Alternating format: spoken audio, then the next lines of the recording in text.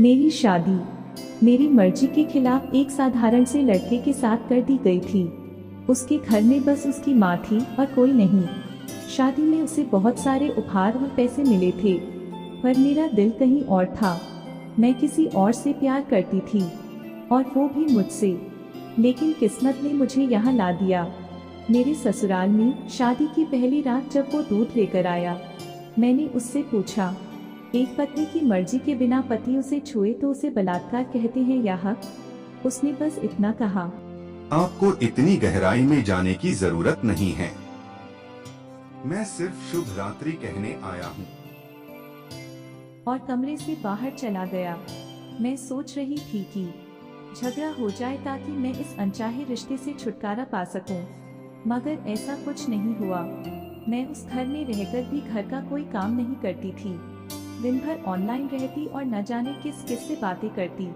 उसकी माँ बिना किसी शिकायत के घर का सारा काम करती रहती, और उसके चेहरे पर हमेशा एक मुस्कान होती। मेरे पति एक साधारण कंपनी में काम करते थे, बेहद मेहनती और ईमानदार।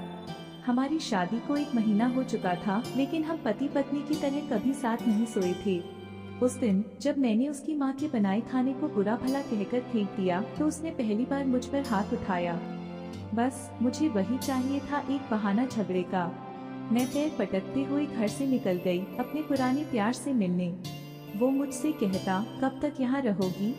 चलो भाग चलते हैं कहीं दूर।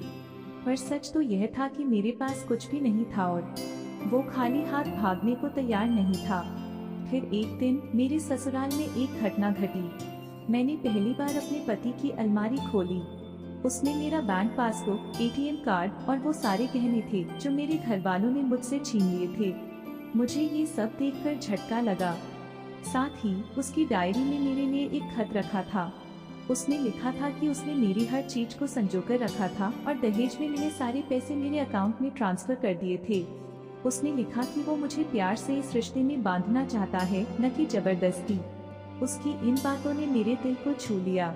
मैंने सोचा भी नहीं था कि ये गवार मुझे इस तरह से समझ सकता है, बिना कुछ कहे। धीरे धीरे मुझे एहसास हुआ कि वो मुझे उसी सादगी से प्यार करता है जिस सादगी से उसने मुझे अपनी जिंदगी में जगह दी थी। अगली सुबह मैंने सिंदूर गाढ़ा करके अपनी मांग में भरी और अपने पति के ऑफिस चली गई।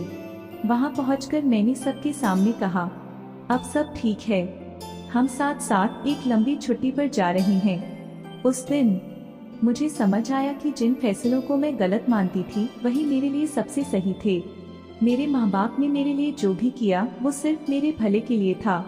अतः माँ बाप कभी भी कोई भी फैसला अपने बच्चों के उज्जवल भविष्य के लिए ही करते हैं। एक बात और, देखते देखते अगर आपने अभी तक वीडियो को लाइक नहीं किए हैं तो प्लीज वीडियो को लाइक कर लीजिए। अगर चैनल पर नए हैं तो चैनल को भी सब्सक्राइब कर लीजिए, क्योंकि आपकी लाइक सब्सक्राइब से ही हमें आपके लिए कुछ नए कहानियों के साथ आने का उत्साह पैदा करता है। धन्यवाद।